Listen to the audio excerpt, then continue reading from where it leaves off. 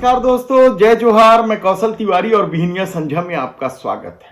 छत्तीसगढ़ में double engine की सरकार है, लेकिन आज हम बात कहां से शुरू करें?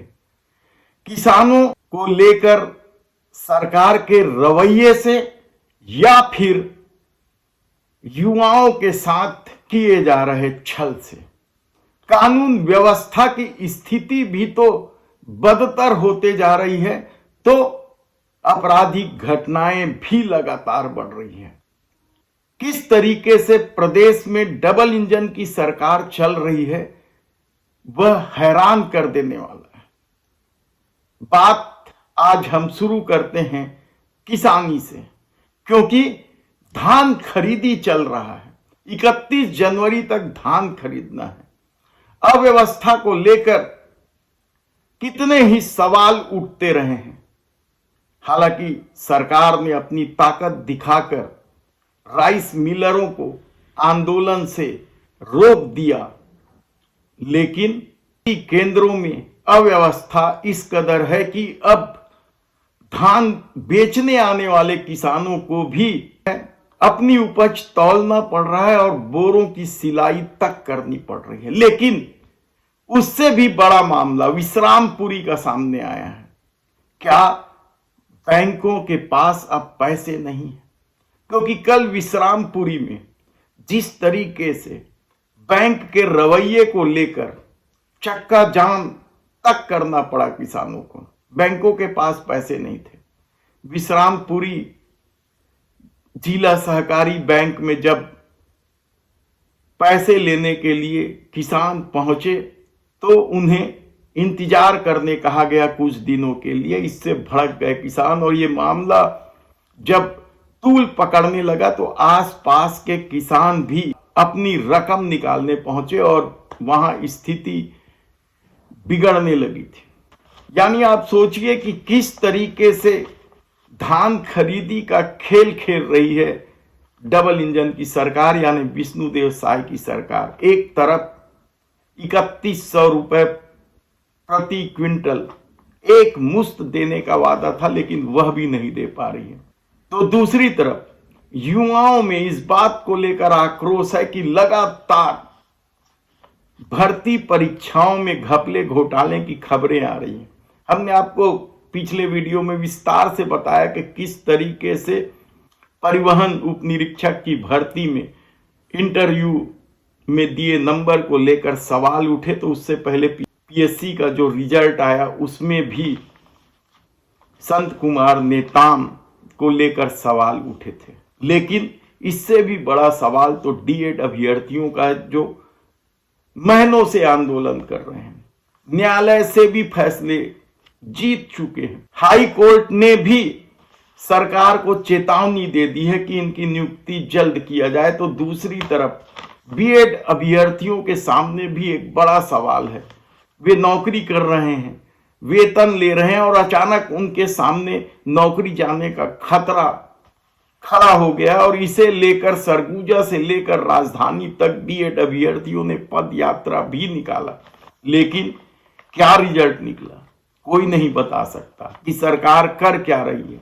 तब कानून व्यवस्था की स्थिति भी तो बदतर स्थिति में पहुंचने लगी और इसे लेकर युवक कांग्रेस ने भले ही प्रभावी ढंग से आंदोलन नहीं कर पाया हो, कल मुख्यमंत्री निवास घेरने की घोषणा की गई थी, लेकिन पुलिस बल और सत्ता की ताकत के सामने यूथ कांग्रेसियों की कुछ नहीं चली।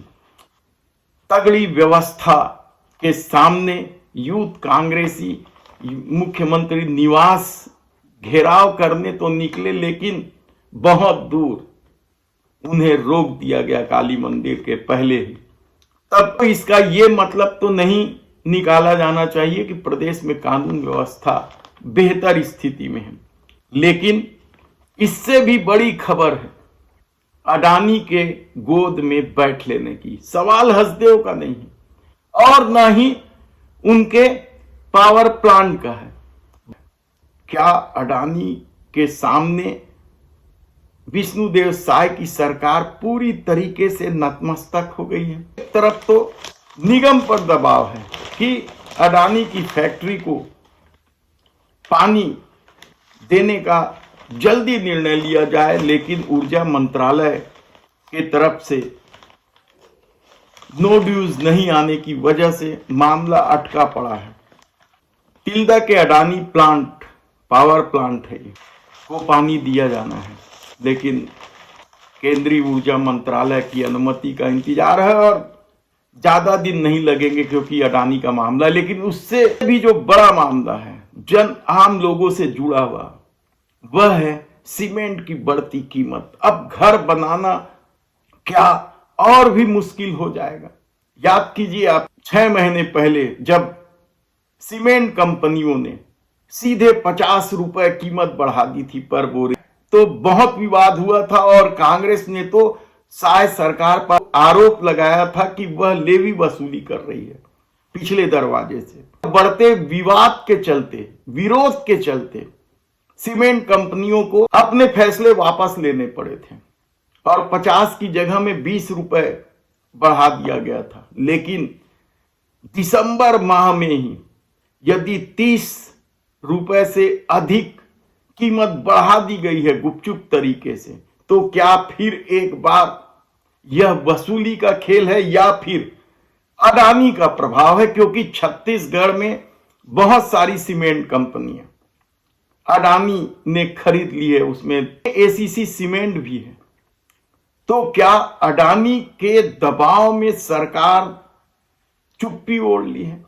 यह बड़ा सवाल है। लेकिन सरकार अपने में मस्त है और शायद यही वजह है कि अब धान चोरी के मामले में हत्या की भी खबरें आ।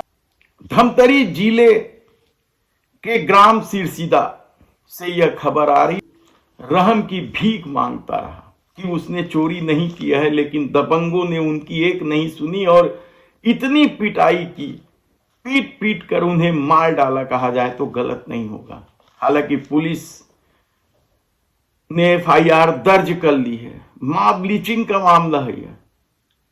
सोए हुए युवक को घर से उठाकर ले जाया जाता है और उसकी खूब जमकर पिटाई की जाती है। तो दूसरी तरफ धान चुराते एक अधेड़ पकड़ा गया रायगढ़ जिले के ग्राम डूमरपाली में। उसे भी खंभे में बांधकर इतना पीटा गया कि उसकी मौत हो गई।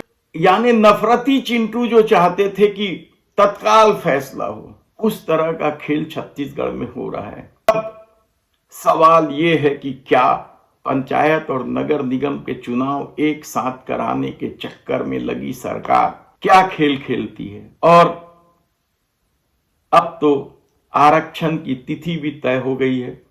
महापौर और अध्यक्षों के पदों का आरक्षण 27 दिसंबर को होने जा रहा है। इस 27 दिसंबर को पता चल जाएगा कि कहां सामान्य वर्ग के महापौर रहेंगे और कहां दूसरे वर्ग के। बड़े नगर निगम जो छत्तीसगढ़ में हैं, रायपुर, बिलासपुर, दुर्ग, राजनांदगांव, देखना है कि क्या स्थिति बनती है। हम आपको विस्तार से बताते रहेंगे। धन्यवाद।